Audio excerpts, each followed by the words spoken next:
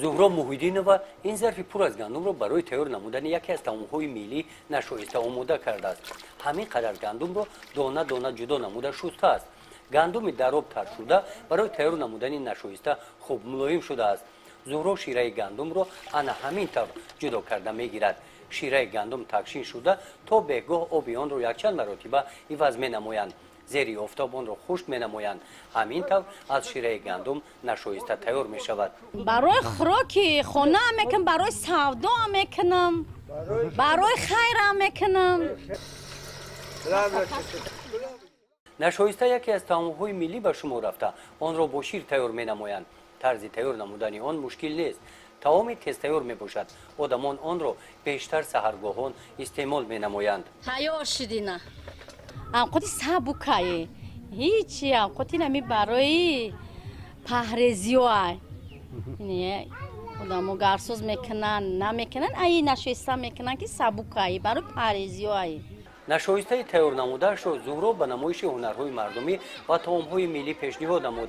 این همایش بخشیده به سال رشد سیاحی و هنرهای مردمی و جشن 27مین سالگرد استقلالیت دولتی جمهوری تاجیکستان در جماعت دهاتی به نام میرزاعلی ویس ناحیه واسه با اقدام کمیته اجرایی حزب خلقی دموکراتیک تاجیکستان در ناحیه واسه دایر گردید. در این همایش نمودهای گوناگون طعام‌های ملی پیشنهاد گردیدند. نمایندگان کمیته اجرایی حزب خلقی دموکراتیک تاجیکستان در ناحیه واسه بعد شناسایی با طعام‌های ملی و هنرهای مردمی که پیشنهاد شده بودند، عاید آموزش آنها و دختران جوان، آموزش تاریخ و فرهنگ گذشته خلق تاجیک، بلند برداشتن افتخار ملی و حس وطندوستی و وطنداری، آداب لباسپوشی، پایداری عائله با زنان و دختران صحبت نمودند.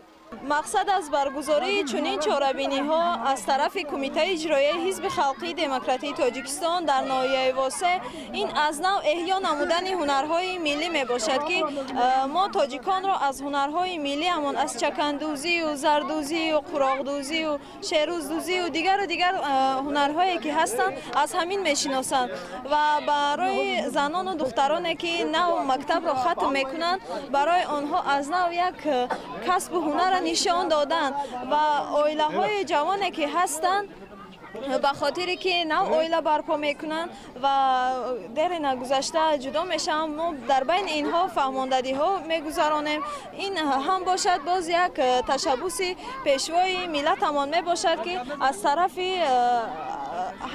طرف اهالی و از طرف در دهه هایی که هستند همین چهاربینی های ما را نقص قبول میکنن، با یک روح بالیده شاد قبول میکنن. از این همایش فرهنگی و اشتراک فعالانه زنان و دختران معین گردید که ساکنان ناحیه واسه مثل زهرا موحدینова و این زنان و دختران در کارهای جمعیتی فعالانه اشتراک کرده بخشیده به تجلیل جشن 30 سالگی استقلالیت دولتی جمهوری تاجیکستان در آبادی این گوشه دیار سهم ارزنده خود را می‌گذارند.